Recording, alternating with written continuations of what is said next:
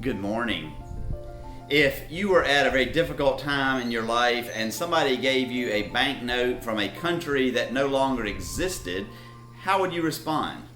Perhaps not too well, but if you were Lily Ebert more than 75 years ago, you might respond by saying it was something that absolutely changed your life. Nice to meet you.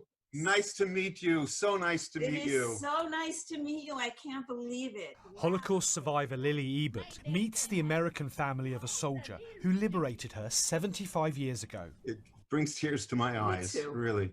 A reunion spanning 2 continents, 4 generations, in the most amazing of circumstances. Good luck and happiness. And the start to a new life. It was 10 words of hope, quickly written on the only bit of paper an American soldier could find. This German banknote. Lily Ebert was 16 in April 1945, when she and her sisters were liberated by that man from a death march. They'd survived Auschwitz, where nearly 1 million Jews and thousands of others were murdered by the Nazis. I lost my mother, brothers, sister. That was the terrible thing. Now 90, she found the note from the unknown soldier going through her things with her great-grandson.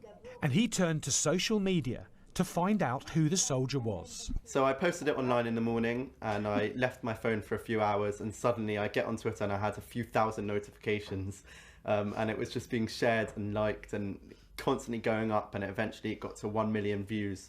And then suddenly someone tweeted me saying, "This must be the soldier." And before long, Dov had traced the family of that soldier, Private Haman Schulman, who died 9 years ago in New York, and wrote his name in Hebrew on the note. 75 years on, Lily finally got to thank them. And I all the time I looked out there because it was for me something special. And till Dov got in touch, the family of Private Schulman had no idea about the incident. I was shaken because suddenly he wasn't my father and all of the history we had had together. Instead, he was this young man in the throes of war, doing something extremely kind for somebody. And somehow the moist emotion of the moment was brought back, and it was actually overwhelming. The families are planning to meet in person now, all thanks to this well-worn banknote and a soldier's kindness that this amazing survivor will never forget. Guy Lynn, BBC London. In Matthew 10, Jesus tells us, and this is the Message translation, "This is a large work I've called you into, but don't be overwhelmed by it. It's best to start small.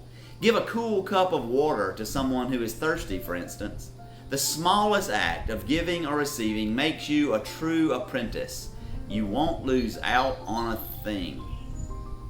You may be able to think back and think of some time when someone did something very small but very significant for you, just the tiniest act of kindness. I'd like to encourage you this day to find a way to offer a tiny act of kindness to someone else. They might be a stranger, they might be a friend, but someone whom you know or learn is in need. Offer some small act of kindness to them, and who knows, you may transform their lives forever. Kalu Ndukwe, who is a Nigerian-born American political scientist, says, "The things you do for yourself are gone when you are gone, but the things you do for others remain as your legacy." Let's go out there today and start adding to our legacies. And we can do that because God is with us. Amen.